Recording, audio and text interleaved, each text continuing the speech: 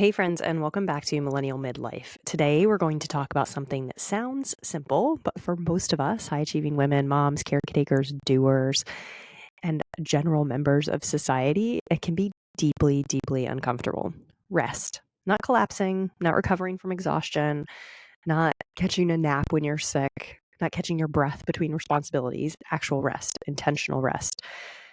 Giving yourself the space and time to do nothing, to do something you want to do, to watch a TV show or lie down. Rest that isn't earned. There's a reason we want to talk about it right now in this holiday season, because I think holiday season generally can feel a little bit more harried than other seasons. And also in this season of your life, in this middle part of life where you're being pulled often in a lot of directions, right?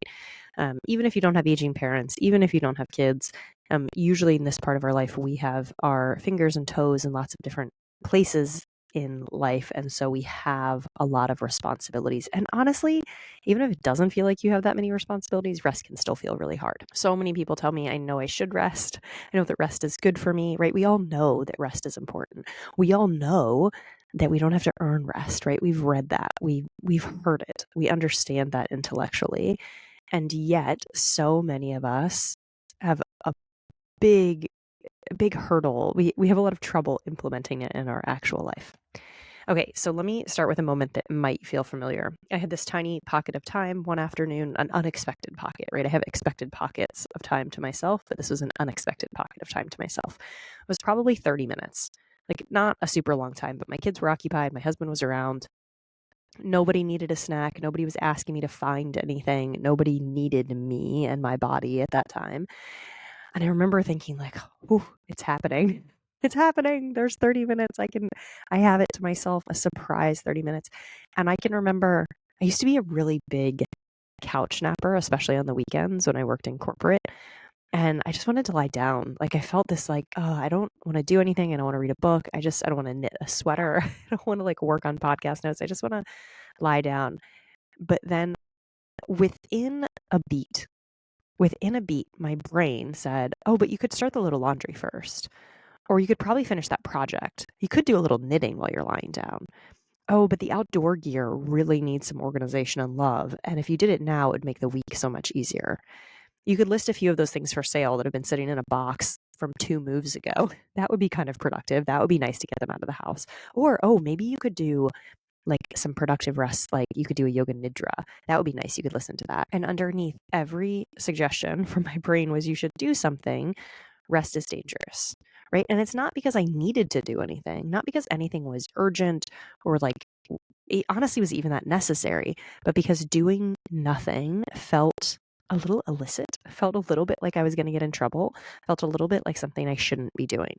And this is something that I've dipped in and out of over the course of my life, and I know a lot of my clients do too. And actually helping rest feel safe is a big part of some of the work that people do with me. So I was standing there on this edge, and there's a part of my brain feeling like, well, if you just lie down on the couch and rest, it's gonna be uncomfortable. Somebody might judge you, right? Somebody's gonna need me. The house, not even like the house would fall apart, but like maybe a ball would drop, right? I'd lose my momentum. That's it, right? I'd lose my momentum and I'd fall behind. So I kind of sat there in a little bit of discomfort in that moment. And because I've done this work a lot, I could watch my brain and really like see what it was doing in this tug of war. And hear this like, you're not supposed to stop. You need to be doing more. Don't lose your momentum. Don't fall behind. Don't drop a ball. And then I remembered, right? Of course, rest feels hard. I have been conditioned for the vast majority of my life that resting is not uh, a safe thing to do. While we know on one hand that it is beneficial for your body, on the other hand, most of us don't see it as something that we are allowed to do or that is safe to do. A lot of us have a lot of stories around rest. And if you don't, like, that's fantastic. You don't need to listen. But you can apply this to anything you want to, really. Um, my brain didn't believe rest was safe in that moment, which is very interesting because honestly, I have done a lot of work around rest. I spent almost an entire month pretty much just like napping and sleeping at 1 year of my life. And so I have worked through the rest is safe, but our brain falls back into patterns, right? It falls back into this place. And if you were listening to that and thought, well, that sounds a little bit like procrastination or something I do around starting a task, you are so spot on. So this is another layer I want to add in here because I think it's one of the sneakiest ways, or it's just really helpful maybe to know for your brain, right? So we procrastinate on rest. That's what my brain was doing, was procrastinating on rest, which sounds ridiculous. I know that. It sounds funny because we usually think about procrastination only in the context of like work, putting off tasks, delaying projects, avoiding things we quote unquote should be doing. But here's the truth.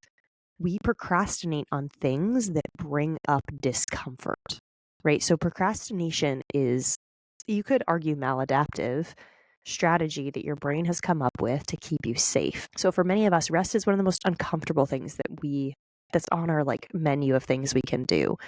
So what happens when we have this opportunity? What happens when it comes up, when we finally are on vacation and there's nothing to do and we can just rest, we can lie on the beach and listen to the waves? We self-sabotage, right? We go right back into it. We go right back into these other patterns to keep us safe. Not because you're unmotivated, not because there's anything wrong with you, not because you're weak, but because your nervous system is trying to keep you in the familiar. It is trying to keep you safe, and rest, because of all the messages we've gotten from society and family and work culture, doesn't feel safe resting, right? So let me go back to that 30-minute window, right? That rare moment where nobody needed me and I could choose whatever I wanted. I wanted rest. I was aware of this desire to just have this there's just like super juicy lie down, like in the warmth of the sun with a blanket on me and just don't do anything. Like so lovely. But instead, I found myself mentally organizing tasks. And it wasn't a distraction, it was procrastination, right? And said another way, it wasn't even procrastination. It was my brain keeping me safe from the uncomfortable feelings that might come up if I rested. Because resting, truly resting, would have forced me to kind of hear and feel some of the lines of code that are running underneath. You're being lazy. What are people going to think about you? Shouldn't I be using this time better? I'm about to fall behind. I'm going to drop a ball. I need to earn. My brain does less like you need to earn the right to rest, but it's more like you can't rest until everything is done. So we have different flavors in our brain, right? Where my brain is like, oh, you get to rest when like everything is complete. But here's the kicker. The judgment we all fear from others, for the most part, 99.9% of the time, is coming from inside of us, right? It's our voice.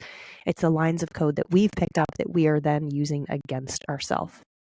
So of course my brain and body wanted to avoid it. Of course I procrastinated on the rest. Of course I did a load of laundry. I started a load of laundry. I'm honest, right? That's what I did. As I was noticing what my brain was doing, the laundry's in was like, oh, I'm on to you. But I do actually want to rest. So this is what's happening in your brain, right? So procrastination in this context isn't a flaw, and it never is a flaw, honestly. It's an action that you're taking. And very often it's protection. Very often it's your brain and your nervous system saying, I don't want to go toward the thing that triggers shame, fear, embarrassment, potential failure, judgment, othering, whatever it is. Even joy and success can be in there, right? But the cost is that rest, or whatever we want on the other side of that procrastination, that protection, is that we just stay in motion, right? We stay busy, we stay safe, but we're also a little exhausted. We're also a little bit burnt out. We're also wishing a little bit that like we could just take that nap. We'll do it later, we say. And so it's so important to recognize this pattern because you cannot change what you cannot name, right? So you can't change what you won't name. So if you're unwilling to look at that, like I looked at my brain in those moments, I looked at what my brain was telling me and worked through it, then you can actually shift it. So once you start to understand why you're procrastinating on rest, why you're avoiding it, something will start to shift. You'll stop beating yourself up. You'll stop thinking that you're bad at self-care. You'll stop thinking that you just need to try harder. You'll stop thinking that you just need to there's something so wrong with you that you can't even rest right, right? You'll stop doing all of those things. And you'll begin to see that this isn't a discipline issue. It's a nervous system issue, and it's an identity issue. It's a self-concept issue. And it's oftentimes perhaps a people-pleasing issue in there as well. Those are usually wrapped up. And that awareness, that looking at your behavior, is the doorway into real self-care, real understanding of yourself, real shifting to become the kind of person who can rest, the kind of person who doesn't just know that rest is allowed, but believes that rest is allowed. Because the really uncomfortable truth is that most of us know it. Most of us know that rest is allowed. We can repeat it. It sounds great. We even have a coffee cup that says it. Our girlfriends say it and we agree. You don't have to earn rest. Rest is allowed. And yet, for most of us, we do not believe it. We don't believe that rest is safe. We believe it's okay for our friends to take a nap, but not us, right? It's okay for you to take time off, for you to just hang out and do nothing on the couch, but I cannot do it. And knowing something intellectually and believing it in your being to the point where it feels safe are two very different things. And that's like just so important to know in life, right? That knowing something intellectually and believing it in your being to the point that it is safe are just different things. And so oftentimes we stop at intellectual knowing, which is like very superficial, but we never take the time to like really believe it within ourselves. So we all know that we don't have to earn rest. We post it on Instagram. We tell our friends. We share quotes about worthiness, right? When it's our turn to rest, we freeze, panic, we get productive, we procrastinate, all those things. We convince ourselves that now is not the time, that we'll do it later, because the deeper belief, the embodied belief in the self-concept is that rest is lazy, right? People like me when I'm contributing, people like me when I'm doing things. Doing is good. Stopping feels uncomfortable. Stopping is dangerous. If I rest, I'll fall behind. If I rest, I'll drop a ball. If I rest, it will all come apart. If I'm not useful, I am not valuable.